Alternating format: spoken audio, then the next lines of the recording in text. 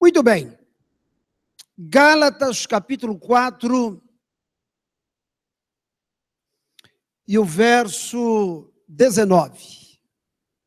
Gálatas, capítulo 4, verso 19. Gálatas, capítulo 4, verso 19. Eu vou ler e os irmãos acompanhem.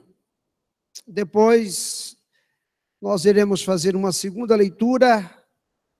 Eu leio e a igreja repita após mim. Primeiro, eu estarei lendo e os irmãos ouvindo atentamente. Meus filhos, novamente estou sofrendo dores de parto por sua causa, até que Cristo seja formado em vocês. Agora, com a participação da igreja, após a minha leitura. Meus filhos, mais forte, meus filhos, novamente estou sofrendo dores de parto por sua causa, até que Cristo seja formado em vocês. Amém.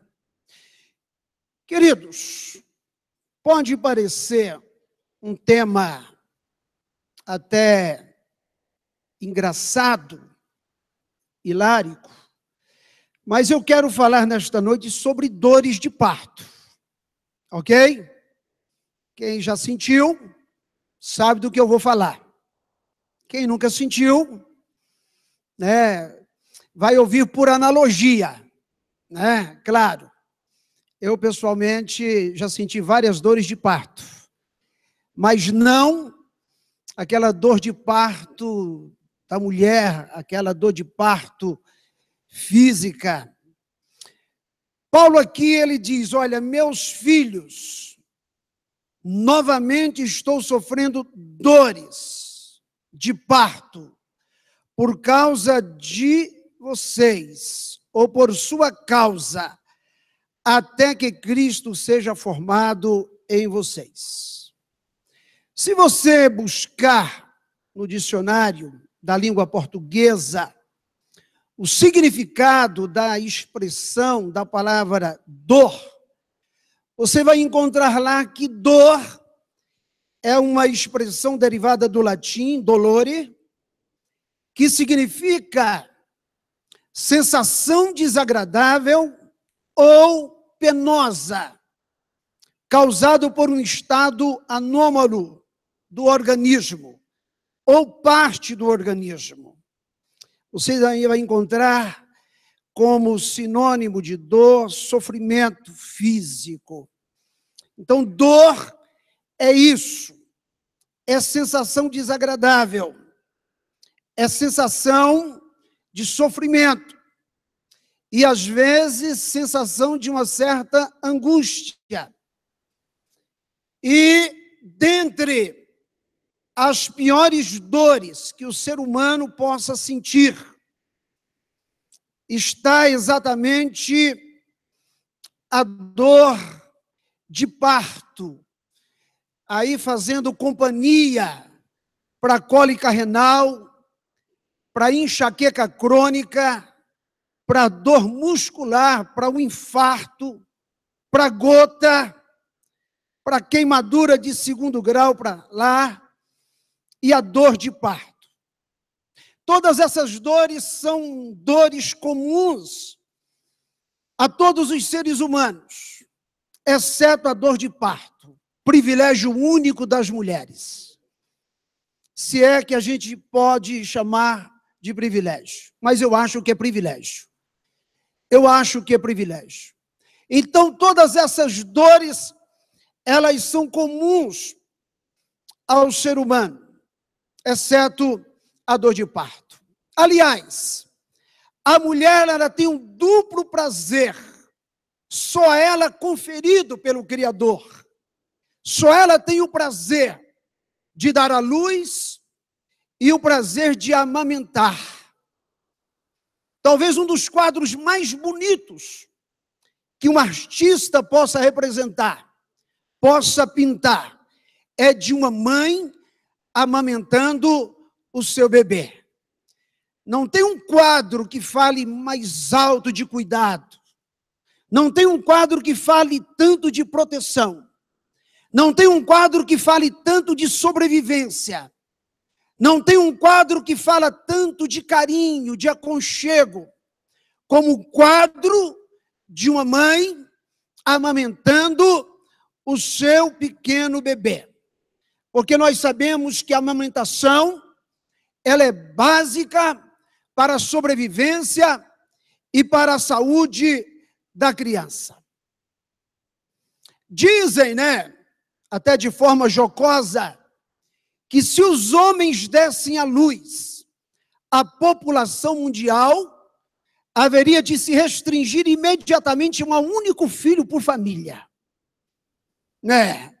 Não daria para ter mais de um filho por família.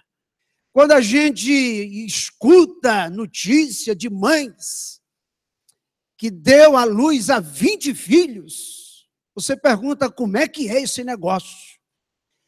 Porque as mulheres de hoje, da atualidade, para dar à luz um filho, elas quase morrem.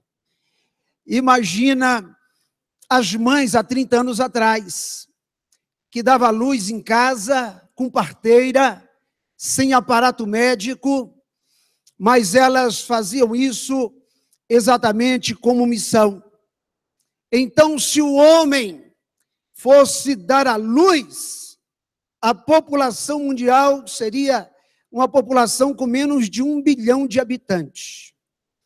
Agora, eu quero falar nesta noite de parto, não apenas no seu sentido biológico, no seu sentido natural, porque aqui Paulo não está falando de parto no seu sentido biológico, no seu sentido natural. Por quê? Porque existem outros partos. E o parto que Paulo está falando aqui transcende a ideia de trazer uma criança ao mundo, da mãe dar à luz a um bebê. Eu diria que são outros partos que igualmente produzem dores e também produzem alegrias, que produzem expectativa e às vezes produzem também certas decepções. O certo é que o parto de um filho, ele é cercado de muitas expectativas. Eu diria que só a mãe que concebe sabe dizer o que foi o parto, ou o que foram os partos de cada filho, porque cada parto é um único. Não existe 2 partos iguais. Mesmo que a mãe tenha dado à luz a 10 filhos, cada um dos partos tem a sua particularidade, tem a sua particularidade emocional, tem a sua particularidade psicológica, tem a sua particularidade também física. Cada parto, ele é singular, ele é único. E nós sabemos que quando se aproxima a hora da criança nascer, a dor se intensifica. E a mãe, misturando aí as diversas dores e as diversas preocupações, eu diria que quase que num esforço sobrenatural, ela suporta cada minuto, ela suporta cada segundo, exatamente esperando que o bebê nasça, de que ela possa dar à luz. E uma vez que a criança tenha nascido, a mãe logo supera a dor.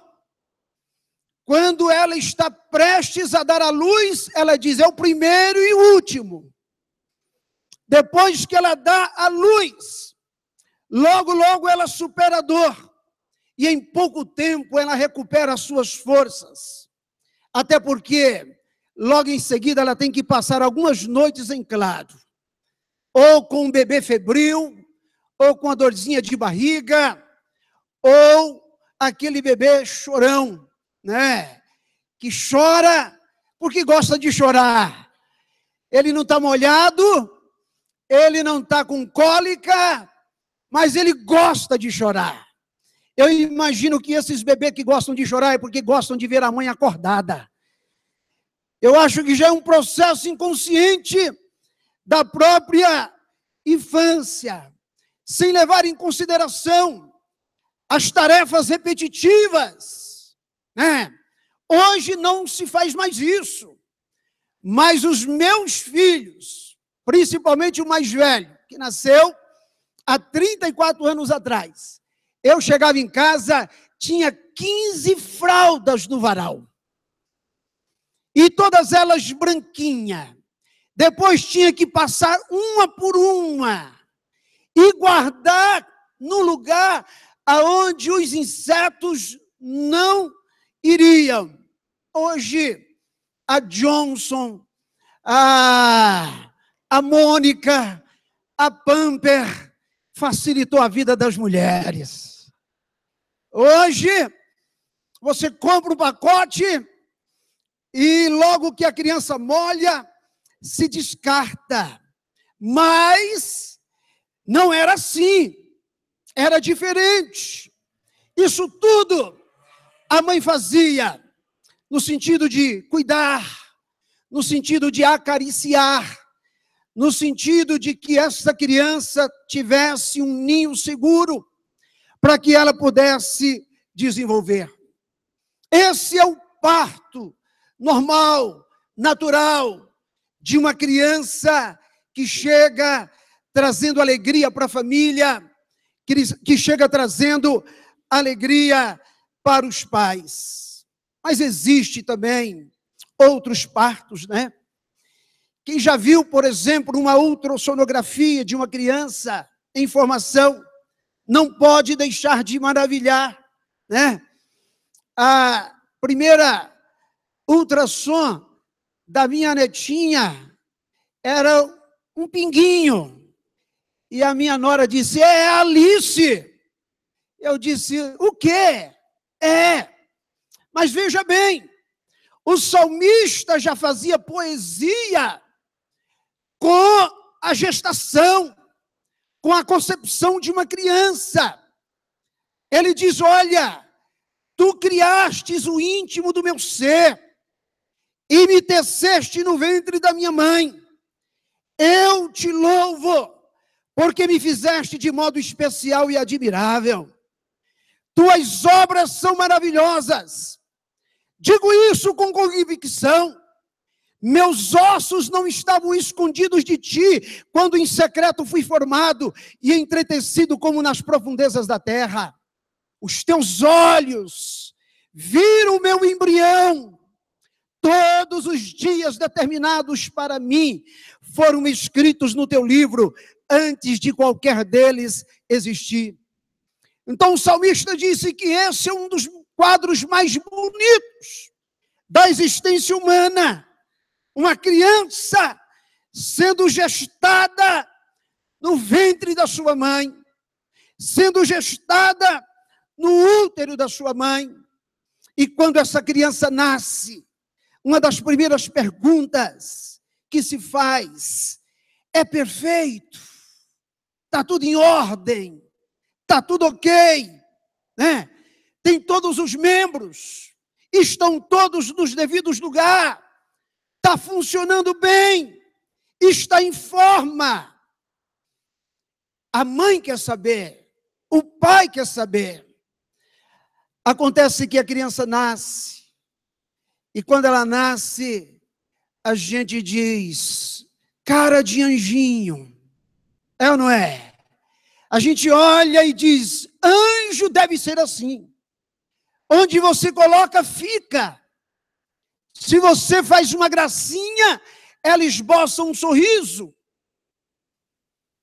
E aí disseram recentemente que estudos com mães na América acabou descobrindo que não são as mães que controlam o sorriso da criança, é a criança que controla o sorriso dos pais.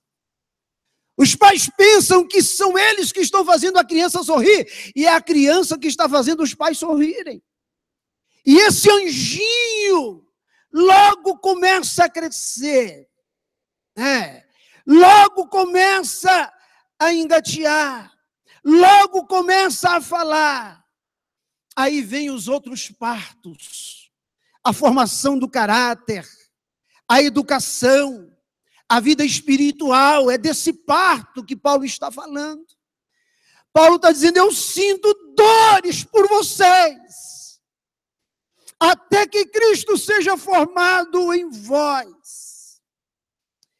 E talvez as mães podem sentir duas dores: a dor de não ter filho e a dor de ter filho.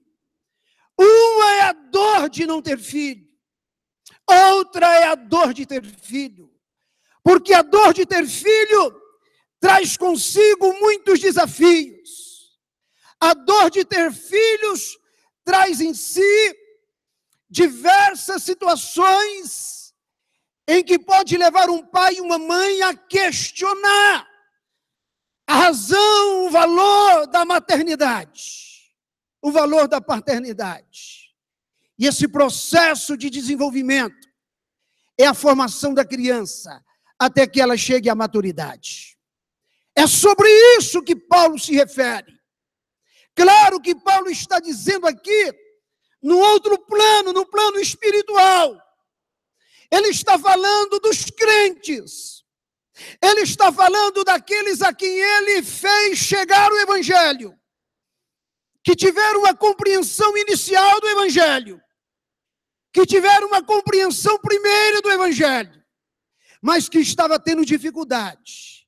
E aí Paulo diz: olha, estou sentindo dores de novo. Primeiro eu senti a dor, até que vocês abraçassem o Evangelho. Agora eu sinto outra dor, de um outro parto, até que Cristo seja formado em vós. Eu pergunto, diante desta metáfora de Paulo, porque o que Paulo faz aqui é exatamente a utilização de uma metáfora. Ele pega a figura de uma mãe que dá a luz ao filho, e que nesse parto sofre, e que nesse parto se contorce, e que nesse parto se angustia, e aplica isso no plano da sua missão, no plano do seu trabalho de apóstolo e de mestre. Mas aí eu abro uma pergunta, para que a gente possa refletir sobre ela. Seria a missão de mãe apenas a missão de dar à luz filhos? Certamente que não. Não, porque o parto não é único. Mesmo depois que o filho nasce, há outros partos, há outras dores, há outras alegrias. Imagina a alegria de um pai e de uma mãe, quando ele vai na formatura do seu filho, e que ele foi alfabetizado, e que ele está representando a turma para fazer o juramento da alfabetização. Os pais voltam para casa dizendo: o meu filho já lê, o meu filho já é capaz de pegar um livro e ler. Então começa-se o processo de outros partos, de outras dores, de outras alegrias, de outras realizações, de outras frustrações. Portanto, a missão de mãe não é apenas a missão de dar à luz filhos. Eu diria que nesse aspecto, mesmo a mulher que biologicamente nunca deu à luz um filho, no sentido de missão, ela pode gerar filhos. Aqui Paulo está dizendo: eu sou mãe de vocês. porque eu gerei vocês. Então, mãe, na teologia de Paulo, é missão. Mãe, na teologia de Paulo, não é só nesse sentido biológico, não é só no sentido natural. Mãe é missão. Ser mãe é ter uma missão. E basta a mulher desenvolver a sua missão com primazia, que ela vai colher os bons frutos. Se não, vejamos o exemplo de algumas mães, cujo papel de mãe não se restringiu ao ato de dar à luz, mas que o ato de dar à luz foi o ato menor. Os atos que vieram a posteriores foram muito mais doloridos, foram muito mais difíceis. Para nós não elencarmos aqui uma galeria de mães, eu chamo a atenção para Joquebede, mãe de Moisés. Além de sofrer as dores de parto, ela teve que esconder o seu bebê. Ela teve que cuidar do seu bebê às ocultas. Qual foi a maior dor de Joquebede? A dor de dar à luz a Moisés, ou a dor de ter que colocá-lo em um barquinho e depois deixá-lo ali no rio Nilo, à espera de um milagre. Se você chegar no céu e encontrar Joquebede, pergunta: Joquebede, o que foi mais difícil para você? Dar à luz a Moisés, ou esconder Moisés, cuidar de Moisés? Qual que foi a sua maior luta? Joquebede certamente diria: foi difícil dar à luz a Moisés. Era um tempo difícil. Foi um tempo em que Faraó havia determinado que toda criança do sexo masculino, as parteiras teriam que sacrificar. E quando eu vi que era menino, eu tremi, eu me angustiei, porque eu sabia que se não fosse Deus, meu filho não teria escapado. Ei, mãe, você faz o que você pode fazer. Deus faz aquilo que você não pode fazer. Deus faz aquilo que não está ao seu alcance. Joquebede era uma mulher motivada por uma fé corajosa, pelo que ela teve que praticamente dar à luz Moisés pela segunda vez. Ela, de forma engenhosa, fez um cesto de junco, betumou, vedou, protegeu. E no mesmo rio que serviu de instrumento para destruir outros bebês, depois de fazer o que estava ao seu alcance, ela confiou em Deus. Ela diz agora: a sorte do meu filho está nas mãos de Deus. Agora o destino do meu filho não pertence mais a mim. Eu fiz o que eu poderia ter feito. Mães, deixem que os seus filhos vejam os vossos atos de fé, de coragem, de bravura.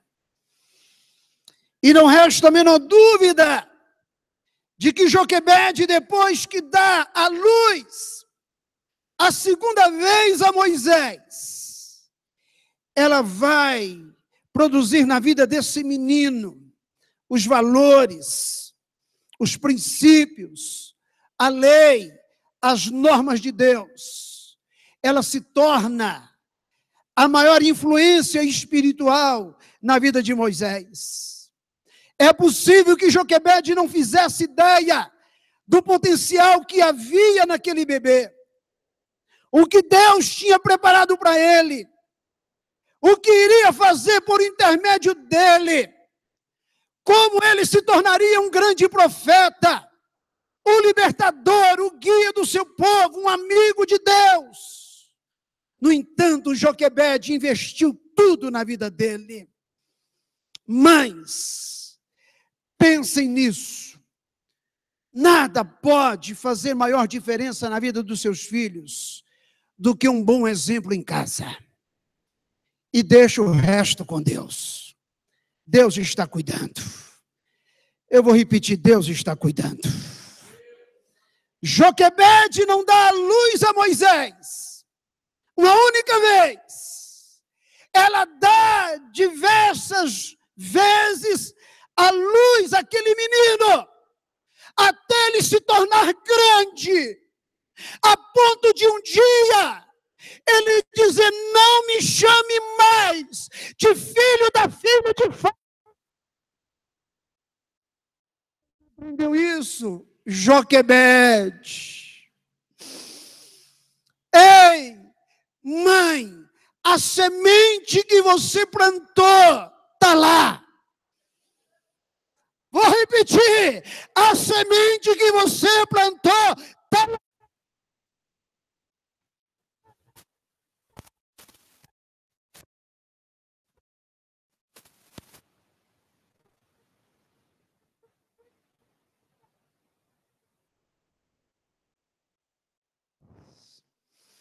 Mas não, a semente está lá. E no devido tempo, esta semente germina e produz os bons frutos. Para não ficar só em Joquebede. E se eu pedisse às mães que estão aqui nesta noite para me sugerir uma outra mãe, pelo menos uma iria levantar o dedinho: Ana. Fale sobre Ana, pastor. Ana, mãe de Samuel. Ela tinha uma ânsia de ser mãe. Buscou a Deus, que fez um grande milagre na vida de Ana, dando-lhe o privilégio da maternidade. Ela cuidou do menino, até fazer dele um profeta. Porque de ano em ano, ela fazia uma túnica nova para Samuel, para conferir se o menino estava crescendo. Ela não entrega o menino no templo e esquece do menino. Ela não entrega o menino para Eli e vira as costas.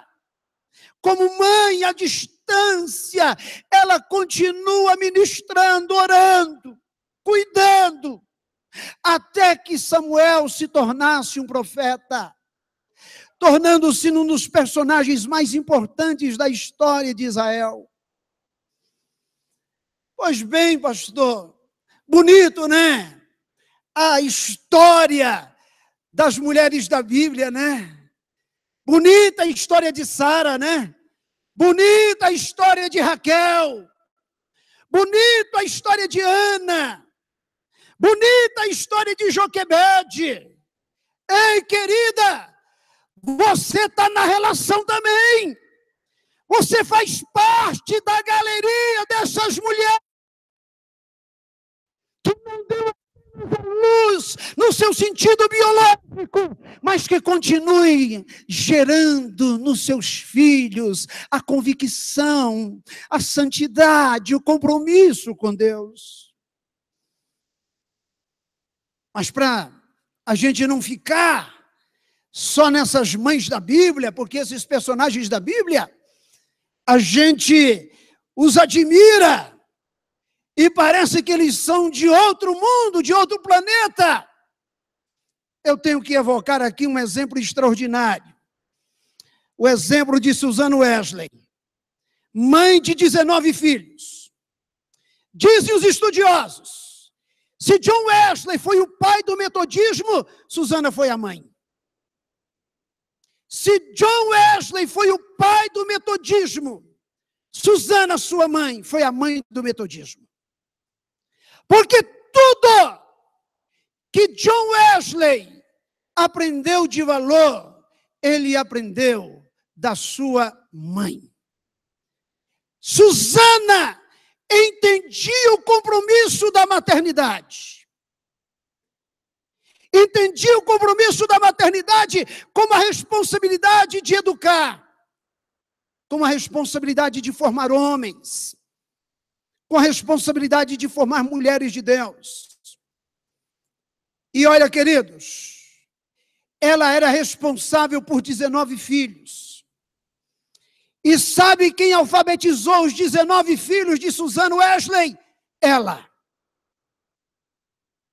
Até os 6 anos de idade, Susana Wesley liberava os seus filhos para viver uma vida normal de criança. Quando eles completavam 6 anos, ela iniciava o processo de alfabetização. Mas o processo de educação espiritual, ela iniciava nos primeiros dias. E conta-nos a história que em sua casa, Susana Wesley, durante 20 anos, 6 horas por dia, ela ensinou a cada um de seus filhos de forma tão abrangente, que eles se tornaram em grandes homens e grandes mulheres. Daqueles 19 filhos, saem pregadores. Daqueles 19 filhos, saem mulheres de Deus. Daqueles 19 filhos, saem homens e mulheres para cumprirem as suas missões.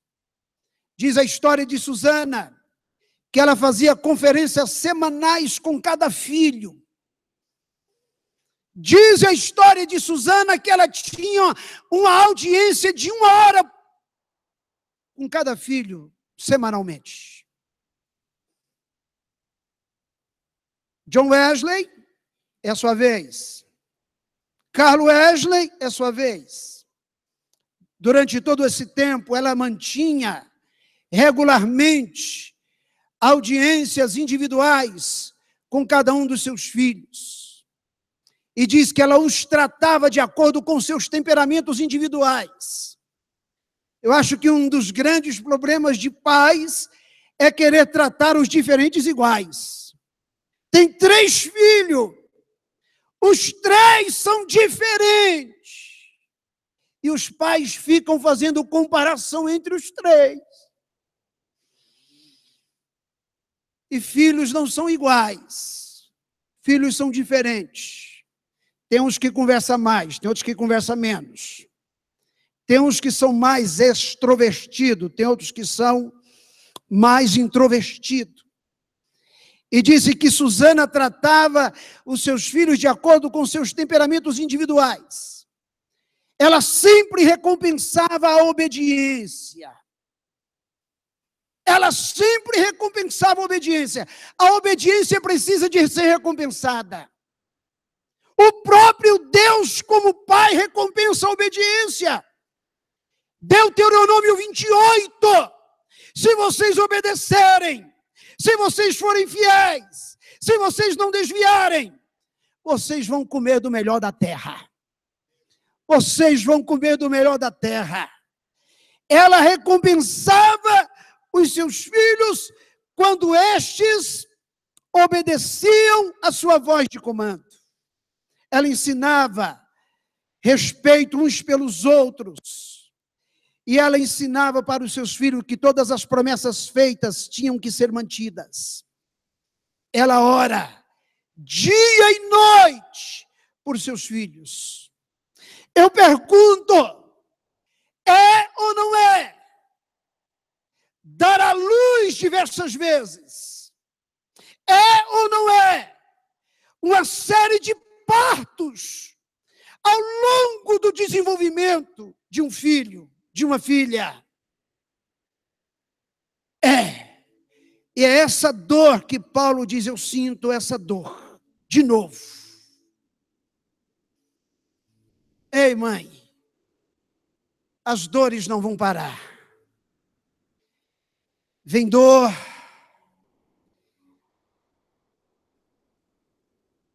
dor vai, dor vem, dor chega, dor passa.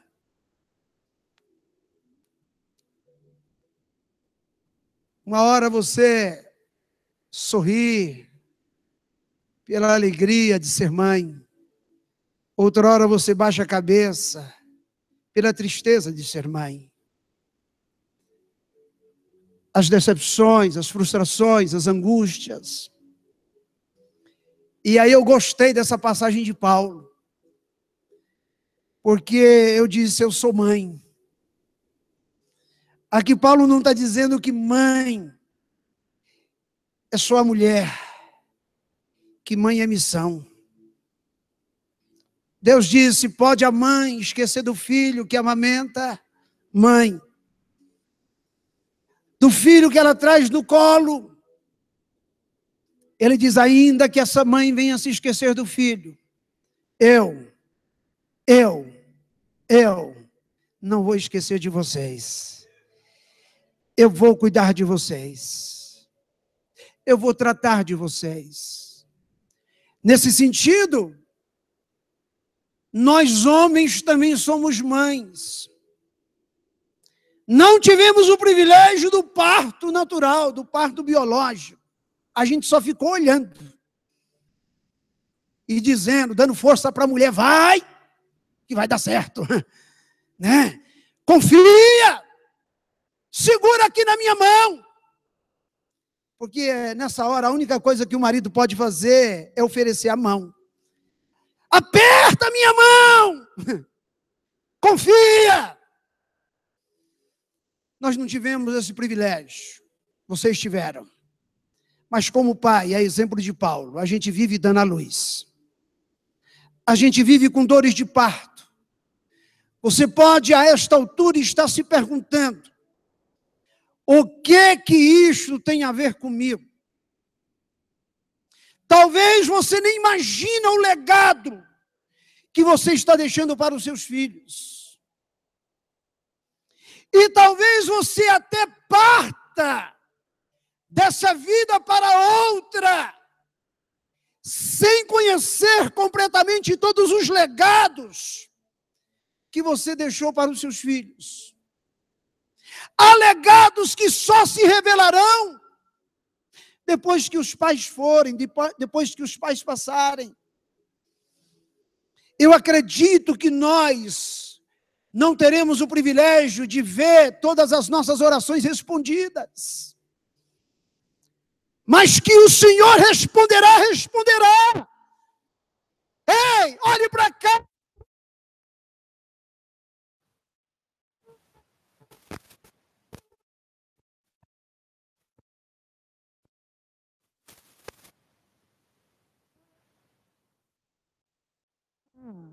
A todas as suas orações. Pela graça de Deus, você continua gerando filhos espirituais. Você que tem investido sua vida em trazer novas pessoas à santidade de Cristo. Você é mãe de muitos filhos. Nenhuma mulher é mãe de um único filho. Nenhum pai é pai de um único filho. Todos nós somos pais e mães de muitos filhos. Porque com as nossas orações a gente está gerando Cristo na vida dos nossos filhos, na vida da nossa família. Aleluia! Nós estamos gerando vida. Ei, nós não estamos gerando morte, nós estamos gerando vida. Quem veio para...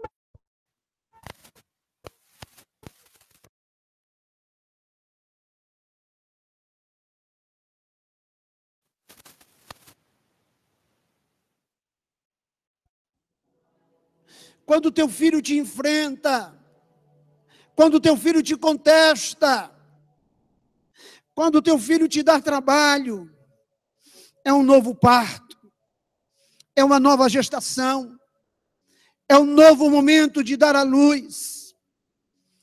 E na mesma lista de Joquebede, Na mesma lista de Ana, de Susana, está o seu nome, mulher de Deus. Vou repetir, está o seu nome, mulher de Deus. Você que muitas vezes tem repensado as dores. Você que muitas vezes tem repensado os investimentos, as recompensas e as não recompensas de ser mãe. Deus me trouxe aqui nesta noite para te dizer: louve a Deus. Louve a Deus. Louve a Deus. Mas parece que Ele não gosta de mim. Louve a Deus. Mas parece que Ele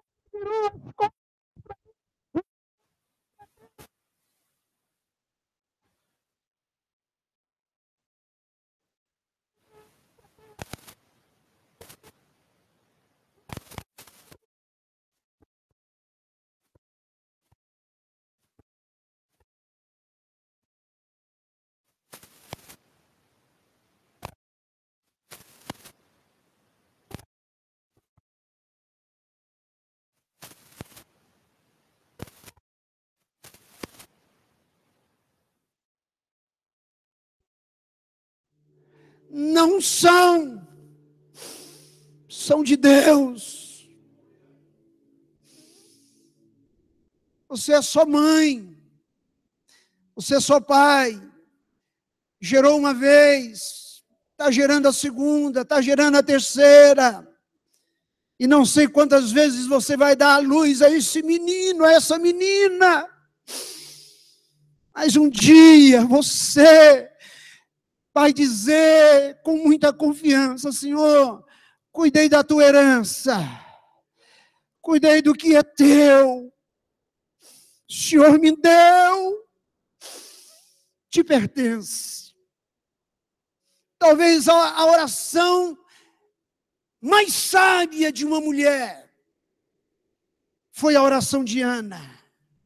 Ela orou e disse: me dá, que eu quero glorificar o teu nome na resposta da minha oração. Me dá, que eu te devolvo. Só vou desmamar o menino quando ele largar o peito. Eu vou ao templo e deixo ele lá. Ela não era egoísta. Ela conhecia a participação de Deus naquele processo. Primeiro começa com um milagre de Deus. Portanto, o que me resta nesta noite, a não ser orar pelas mães. Orar pelas mães, para que elas suportem as frequentes dores de parto. Paulo diz: eu sinto de novo, eu sinto novamente. E quem sabe se ele escrevesse uma segunda carta aos Gálatas, ele iria dizer: vocês lembram que eu disse a vocês que eu sinto dores? Deixa eu dizer para vocês, eu continuo sentindo dores. E se ele escrevesse uma terceira carta aos Gálatas, ele iria dizer: vocês estão lembrados da minha primeira carta? Eu disse na minha primeira carta que eu sinto dores. Eu estou repetindo na minha terceira carta, eu sinto dores, até que vocês alcancem a maturidade. Mãe, o teu trabalho não termina. O teu trabalho é o trabalho de Susan Wesley, é o trabalho de Joquebede, é o trabalho de Ana. Por isso que a mãe, o camarada está com 40 anos de idade, ela fala: os meninos. Está com 60. Ela diz: e aí? Você vai ou não vai com a gente nesse negócio? Eu tenho que falar com os meninos.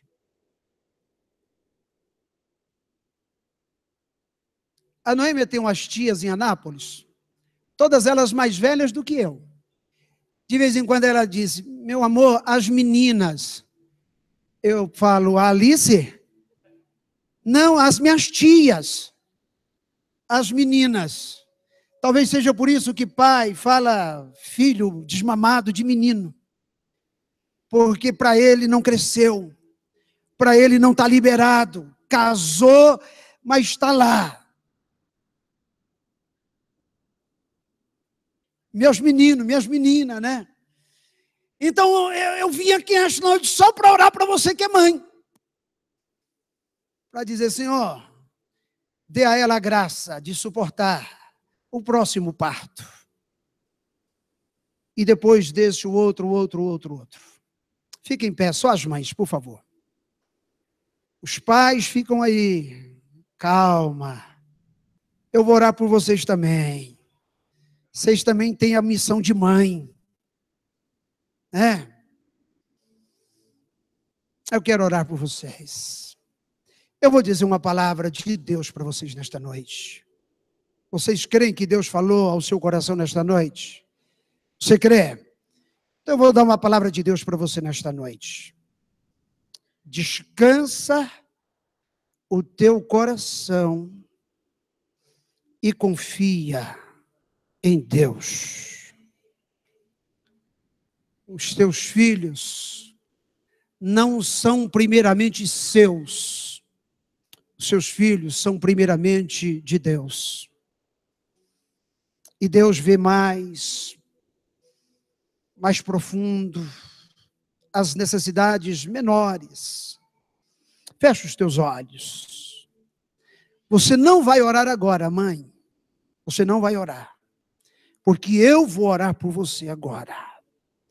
Eu vou ministrar a bênção de Deus sobre a tua vida. E você tem que escutar esta oração. Pai, aqui estão mães que sonharam ser mães. E talvez outras que não esperavam ser mães. Mas o Senhor deu a elas o privilégio da maternidade. Elas deram à luz filhos. Cuidaram deles. Protegeram eles. Amamentaram enquanto puderam. Perderam noites de sono. Às vezes em hospitais. Às vezes em outras circunstâncias. E enquanto essas crianças iam crescendo, essas mães iam orando e ministrando a tua bênção sobre a vida delas. No meio da caminhada, algumas expectativas foram frustradas.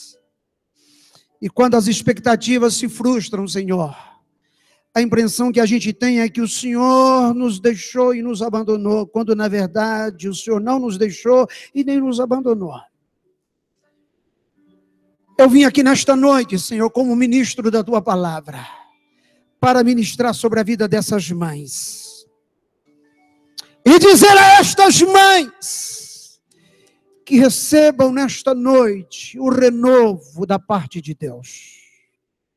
A graça da parte de Deus. Para suportar a dor presente.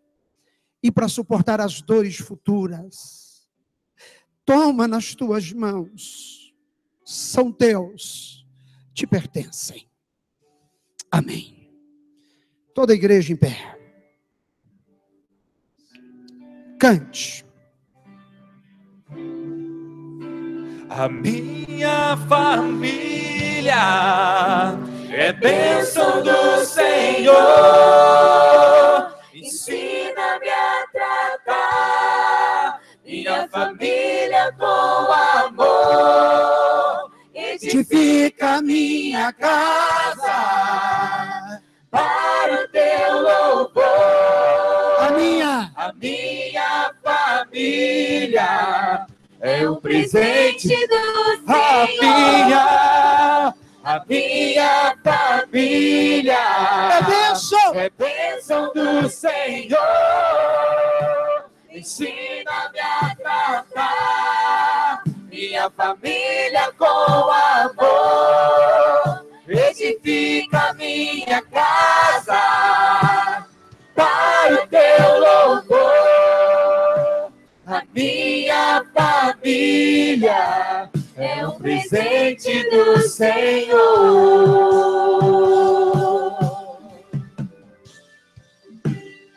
Mesmo que as circunstâncias digam o contrário, eu quero que nesta noite, você pai, você mãe, você filho, levante a sua mão direita para os céus e afirme pela fé e profeticamente: a minha família, mais forte, a minha família é a bênção do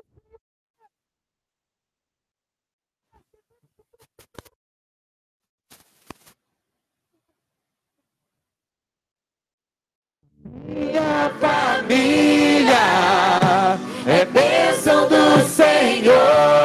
Ensina-me a tratar minha família com amor.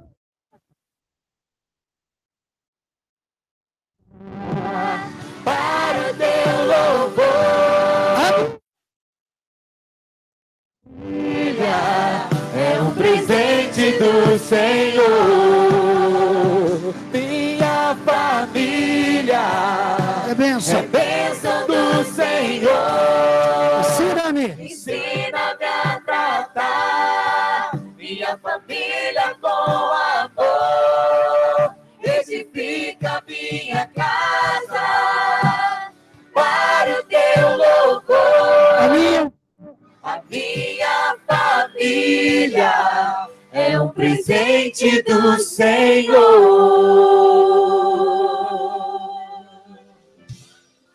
Do Senhor. Nós temos alguém aqui nesta noite que ainda não caminhou na direção de Jesus, no sentido de entregar a sua vida, no sentido de confiar a sua existência nas mãos dele, e quer entregar a sua vida para Jesus nesta noite.